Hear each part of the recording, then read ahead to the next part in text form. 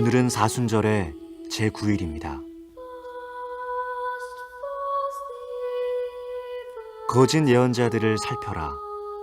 그들은 양의 탈을 쓰고 너희에게 오지만 속은 굶주린 이리들이다. 너희는 그 열매를 보고 그들을 알아야 한다. 가시나무에서 어떻게 포도를 따며 엉겅퀴에서 어떻게 무화과를 딸 수 있겠느냐. 이와 같이 좋은 나무는 좋은 열매를 맺고 나쁜 나무는 나쁜 열매를 맺는다. 그러므로 너희는 그 열매를 보고 그 사람들을 알아야 한다. 은혜로우신 주님, 우리의 뿌리를 생명의 물인 당신에게로 뻗게 하셔서 우리로 강하게 자라나 좋은 열매를 맺게 하소서.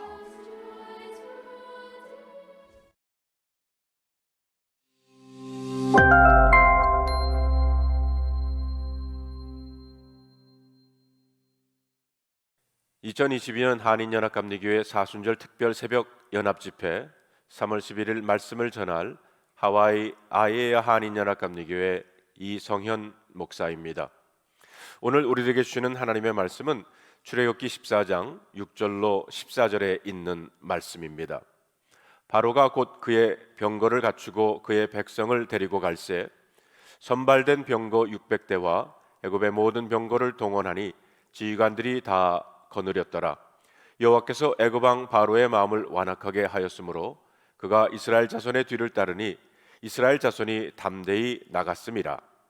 애굽 사람들과 바로의 말들 병거들과 그 마병과 그 군대가 그들의 뒤를 따라 바알스본 맞은편 비하히롯 곁 해변 그들이 장막친 곳에 미치니라.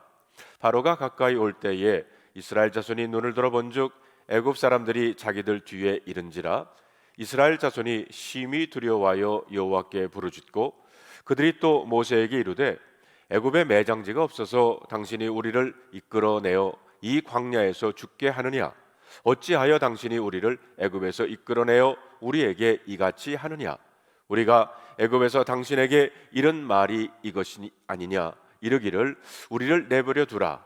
우리가 애굽 사람을 섬길 것이라 하지 아니하더냐? 애굽 사람을 섬기는 것이 광야에서 죽는 것보다 낫겠노라.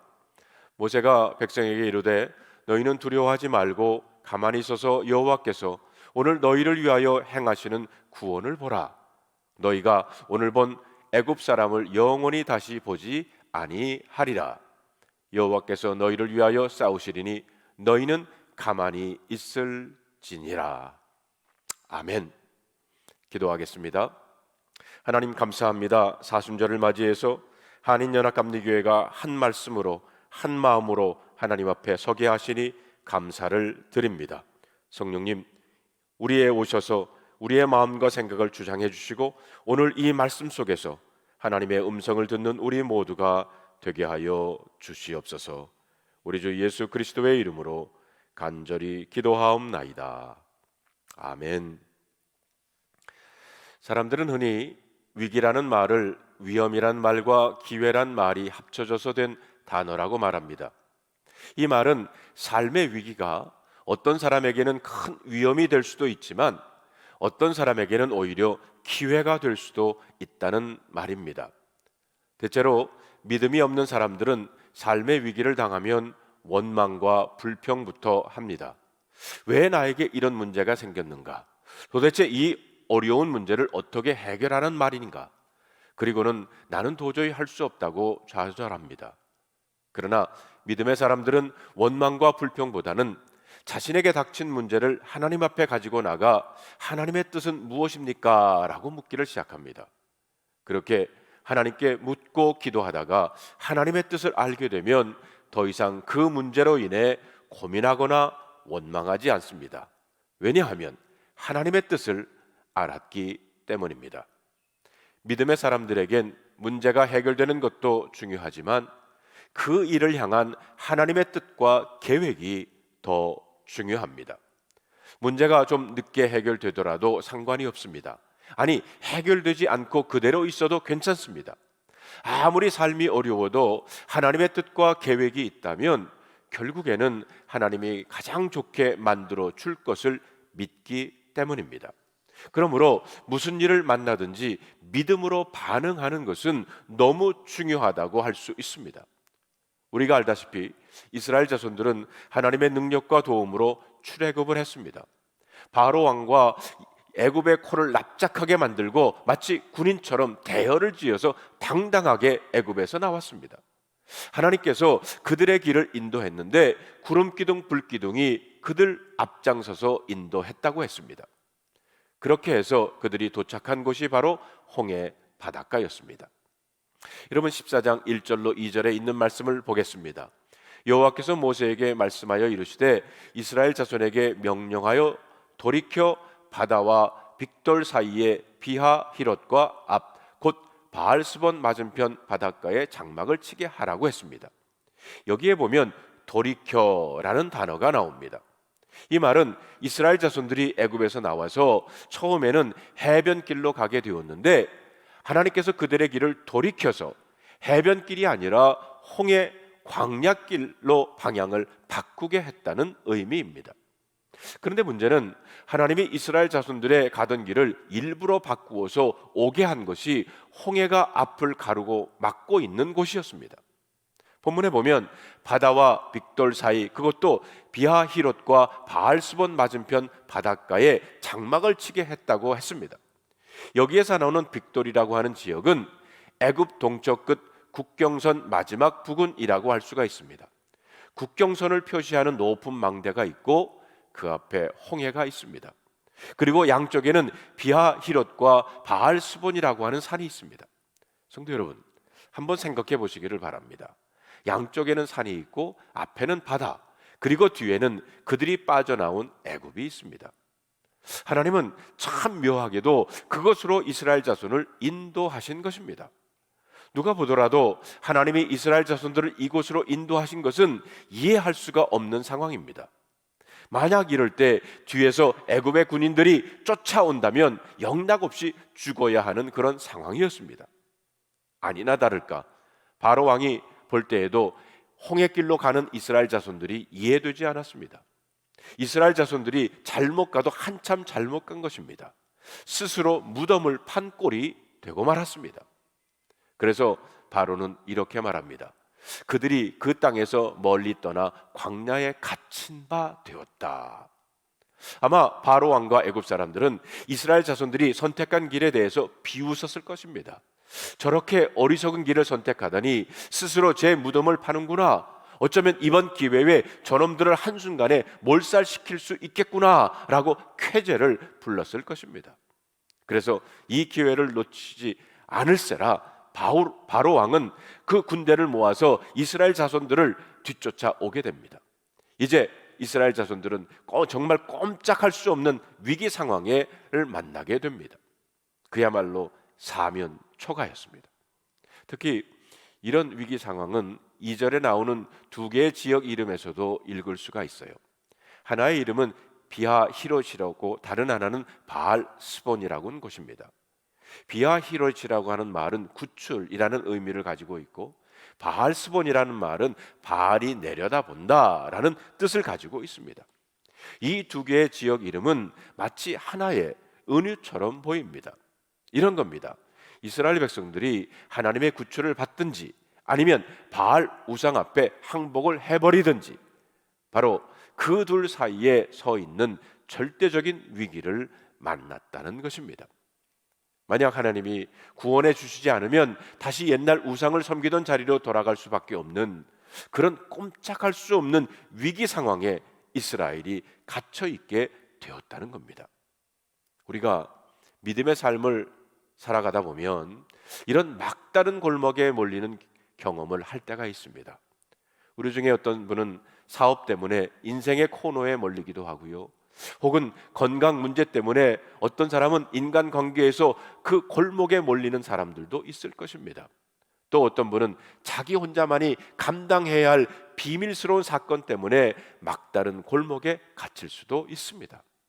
자, 그렇다면 성도 여러분, 이럴 때 우리는 어떻게 해야 할까요? 그 답을 오늘 본문에서 찾아보십시다. 무엇보다도 먼저 오늘 본문에서 우리가 배울 것은 우리의 삶은 하나님의 계획 안에 있다는 것입니다. 우리의 삶은 그저 의미 없이 흘러가는 시간 위에 있는 것은 아닙니다. 우리가 당하는 크고 작은 사건은 그냥 우연히 일어나는 것이 아니라는 것입니다. 이 말은 이스라엘 자손들이 길을 잃고 방황하다가 어쩌다가 홍해 앞에 온 것이 아니었습니다. 모세가 이 길을 선택한 것도 아니고 또 이스라엘 자손들이 원했던 길도 아니었습니다. 누가 인도했습니까? 하나님이 인도하신 길입니다. 그것도 구름기둥 불기둥으로 인도하셨습니다. 이스라엘 자손들이 잘 가고 있었던 해안길, 잘 닦여진 도로에서 돌이키게 하고 일부러 이곳으로 인도하셨습니다. 거기에는 분명히 하나님이 의도하신 것이 있었기 때문입니다.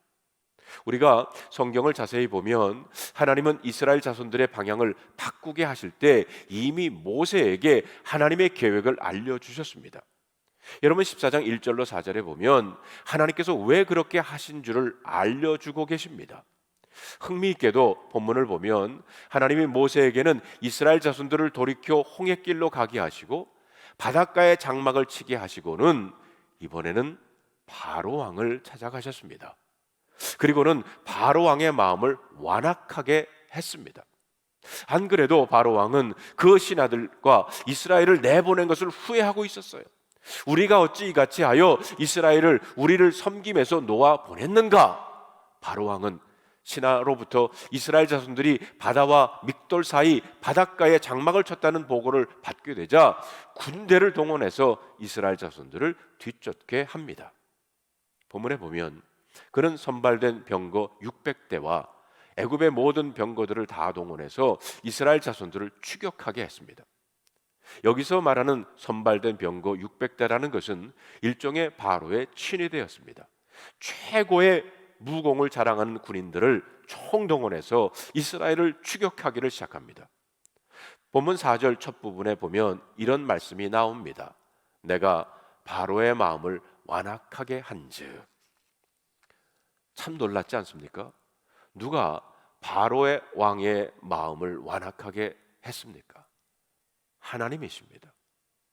바로 왕이 애굽의 병거들과 군대를 동원하여 이스라엘 자손들을 쫓게 된 것은 사실은 하나님이 하셨습니다. 그렇습니다. 이런 일이 그냥 우연히 일어난 것이 아니었습니다. 자, 누가 이스라엘 자손들을 돌이켜서 홍해 앞에 장막을 치게 했습니까? 그리고 누가 바로의 마음을 완악하게 해서 이스라엘 자손을 뒤쫓게 했습니까? 다 하나님이 하셨습니다. 그러므로 성경이 말하려고 하는 것은 분명합니다. 홍해 사건은 하나님이 의도하신 것이라는 겁니다. 하나님이 꾸미신 일입니다. 줄거리를 쓰고 연출하신 분이 우리 하나님이십니다. 그렇다면 여러분, 왜 하나님이 그런 일을 계획하셨을까요? 4절에서는 그 이유를 이렇게 밝히고 있습니다. 내가 바로의 마음을 완악하게 한즉 바로가 그들의 뒤를 따르리니 내가 그와 그의 온 군대로 말미암아 영광을 얻어 애굽 사람들이 나를 여호와인 줄 알게 하리라 하시매 무리가 그대로 행하니라. 그렇습니다. 하나님은 이스라엘 자손들과 애굽 사람들에게 이스라엘을 구원하신 하나님이 바로 여호와이신 줄을 알게 하기 위해서 그들이 상상하지도 못한 놀라운 일을 계획하신 것입니다. 이스라엘 백성들을 사면초가와 같은 최악의 상황에 몰아넣고는 홍해가 갈라지는 하나님 크기의 일을 경험하게 했습니다. 최악의 상황에서 최선을 맛보게 하심으로 하나님이 어떤 분이신지를 알게 하셨다는 것입니다. 그러므로 여러분, 우리는 하나님이 다스리는 세상에 살고 있다는 것을 알아야 합니다. 우리가 이 땅에서 여러 가지 일을 당할 수 있지만 하나님과 함께 가는 우리 그리스도인들은 어떤 일을 당해도 결코 낙심할 필요가 없다는 것을 알아야 합니다. 때때로 우리는 하나님의 인도하심에 대해 의아해할 때가 있습니다. 하나님의 인도하심은 우리의 생각을 뛰어넘을 때가 많기 때문입니다. 그래서 그 결과를 보기 전에는 과연 하나님의 뜻이 무엇인지 알기조차 어려울 때가 있습니다. 요셉의 경우를 봅시다. 요셉이 애굽의 종으로 팔려가던 그 순간에 보디발 장군의 집에서 노예로 생활하던 그때에, 그리고 누명을 쓰고 감옥에 갇히게 됐던 그때에 누가 이것이 하나님의 섭리라고 깨달을 수 있었겠습니까? 그러나 분명한 것은 하나님께서는 요셉이 삶의 위기를 당하는 순간에도 그와 함께 했고 그 삶의 길에 이를 인도하셨다는 것입니다. 그렇습니다.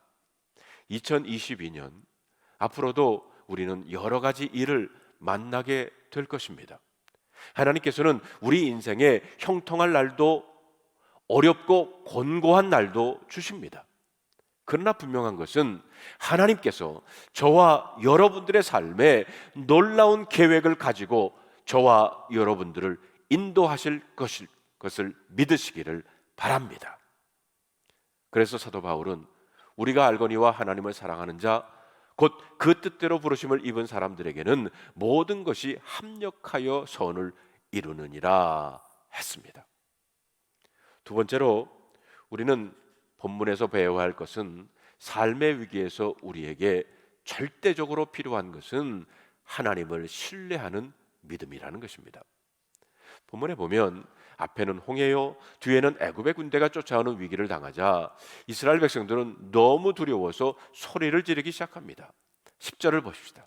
바로가 가까이 올 때에 이스라엘 자손이 눈을 들어 본즉 애굽 사람들이 자기 뒤에 이른지라 이스라엘 자손이 심히 두려워하여 여호와께 부르짖고라고 했어요. 여기에 보면 이스라엘 자손들은 애굽의 군대를 보자 너무 두려워서 하나님께 부르짖었다고 그랬습니다. 그리고 11절 12절에 보면 그들은 모세를 향해 이렇게 말합니다. 애굽에 매장지가 없어서 당신이 우리를 이끌어내어 이 광야에서 죽게 하느냐? 우리가 애굽에서 당신에게 한 말이 뭐라고 했느냐? 우리를 내버려둬라. 우리는 그저 애굽 사람을 섬길 것이라 하지 않았느냐? 애굽 사람을 섬기는 것이 광야에서 죽는 것보다 낫겠노라. 보십시오. 믿음이 없는 사람들은 문제가 생기면 먼저 비난할 대상을 찾습니다. 그래서 이스라엘 백성들은 하나님을 향해 부르짖고 또 지도자인 모세를 비난하기 시작했습니다. 그리고 극단적으로 애굽 사람을 섬기는 것이 광야에서 죽는 것보다 낫겠노라. 차라리 애굽에서 구원받지 않았으면 좋을 뻔했다고 말합니다. 우리들도 이와 비슷한 생각해 보지 않습니까? 차라리 예수 믿지 말걸, 교회 나오지 말걸, 영성훈련 가지 말걸, 이 사역 맡지 말걸, 목사 되지 말걸, 괜히 이런 고생을 하나? 그런데 흥미있는 것은 이스라엘 자손들이 애굽에서 나올 때는 이런 모습이 아니었다는 겁니다. 오히려 그들은 담대히 애굽에서 나왔습니다. 8절을 보면 마치 군대처럼 대열을 지어 나왔고 아무것도 두려워할 것이 없는 용사들처럼 나왔습니다. 그러나 막상 현실의 문제 앞에 서자 앞에는 홍해요, 뒤에는 애굽의 군대가 쫓아오는 급박한 상황이 되자 그들의 마음이 흔들리기를 시작한 것입니다. 왜 이스라엘 자손들이 두려움과 원망에 빠지게 되었을까요? 한마디로 그들에게는 믿음이 없었기 때문입니다. 그렇다면 여러분, 우리가 어떤 것을 보고 믿음이 없다, 믿음이 부족하다라고 말합니까? 그것은 이스라엘 자손들이 어떻게 했는지를 보면 알 수가 있습니다. 본문에 보면 애굽의 군대가 뒤쫓아오자 이스라엘 자손들은 하나님을 보지 않고 또 하나님의 계획은 다 잊어버리고 단지 그들을 추격하는 애굽의 군대만을 보고 두려워했던 겁니다. 이것이 믿음이 없는 모습입니다. 분명히 하나님은 모세를 통해 이스라엘 자손들에게 하나님의 계획을 미리 알려주셨습니다. 그런데도 이스라엘 자손들은 어려운 삶의 현실에 부딪히게 되자 그만 그들에겐 문제만 더 크게 보이게 된 것입니다.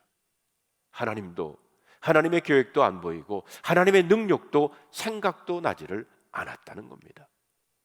이러다가 망하는 것이 아닌가라는 두려움만 그들의 가슴에 몰려왔습니다. 물론 삶의 어려운 문제들을 안 볼 수야 없겠지만 그러나 우리의 시선은 그곳에 계속 머물러 있어서는 안 될 것입니다.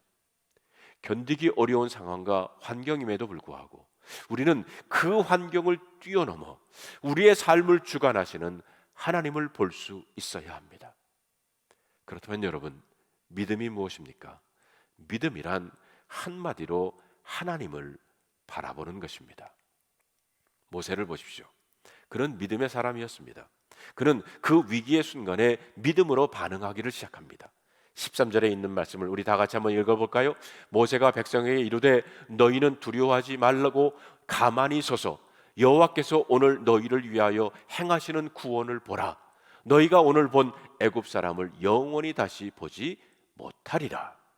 여기에 보면 모세는 이스라엘 자손들에게 보라라고 말합니다. 보십시오. 그는 이스라엘 자손들에게 앞에 홍해가 가로막고 있는 것을 보라고 하지 않고요, 또 뒤에 쫓아오는 애굽의 군대를 보라고 하지 않습니다. 그러면 무엇을 보라고 합니까?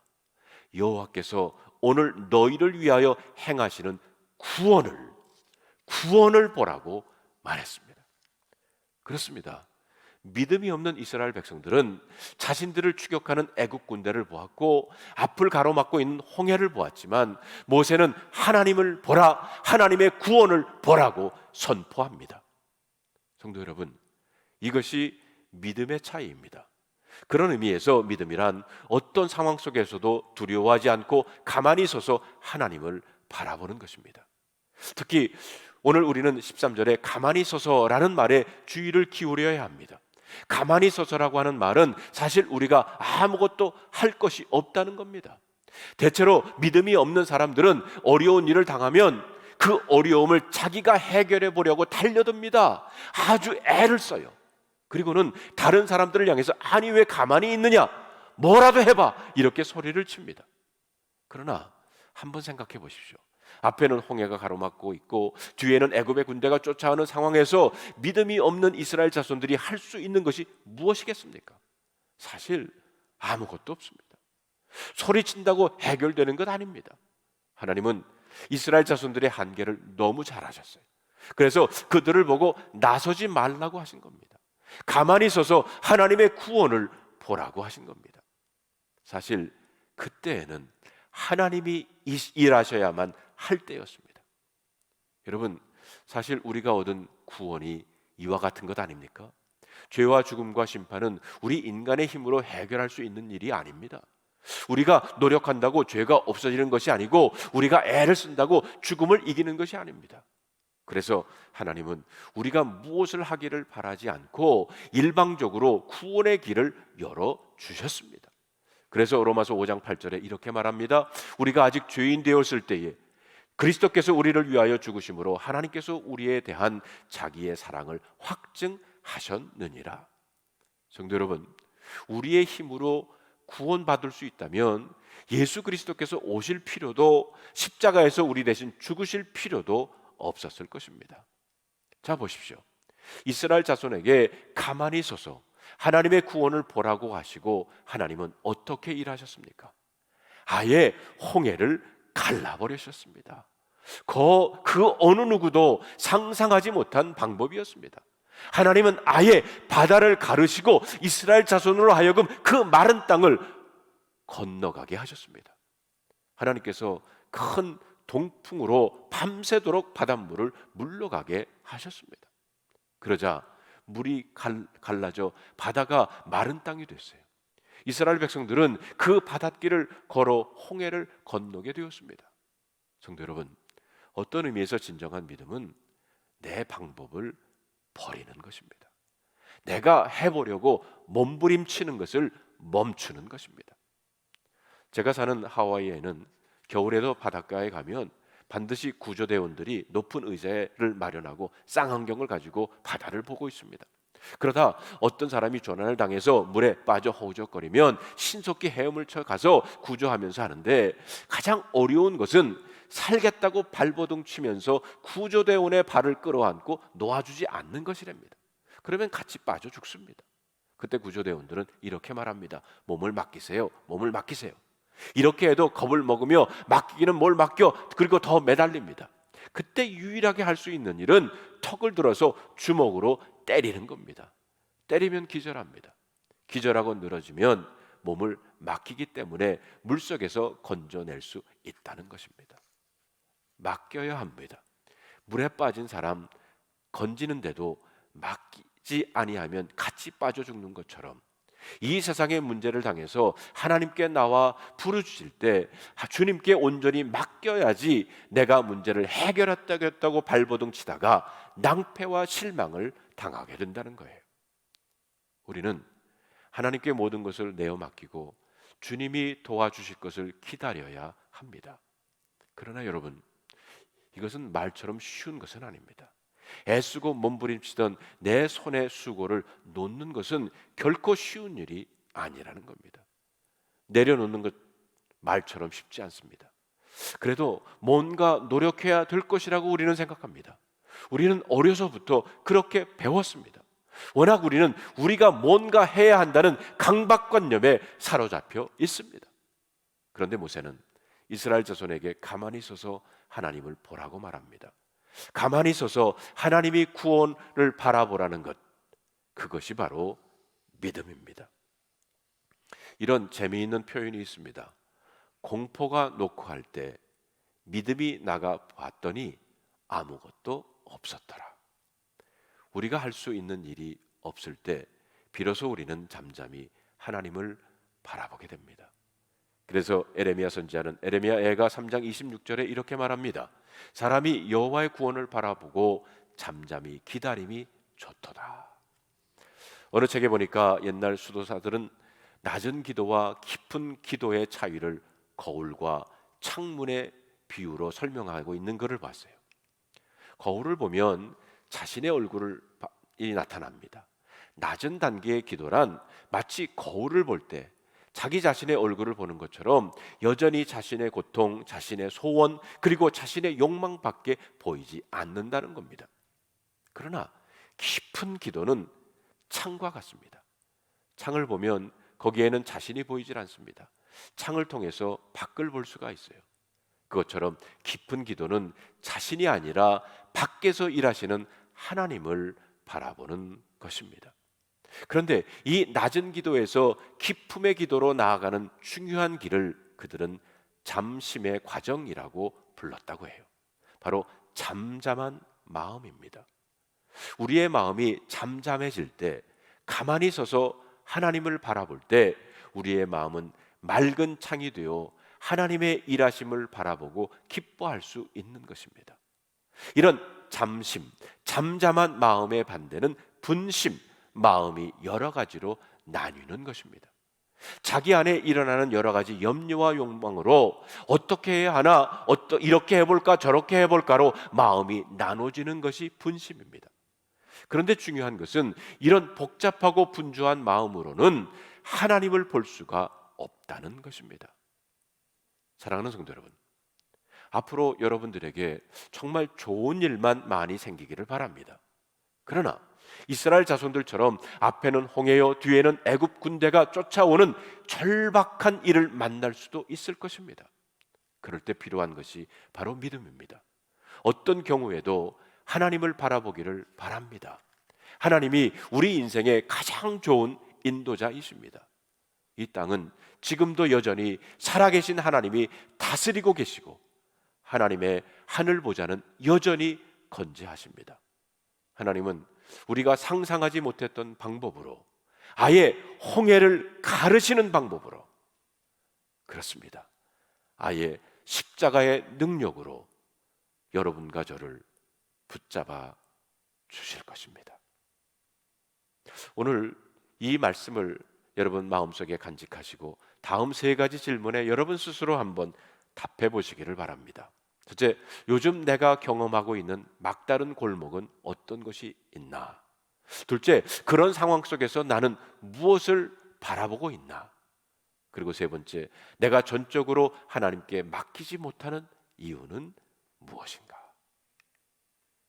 오늘도 말씀을 붙잡고 주 안에서 승리하시기를 주님의 이름으로 축원합니다.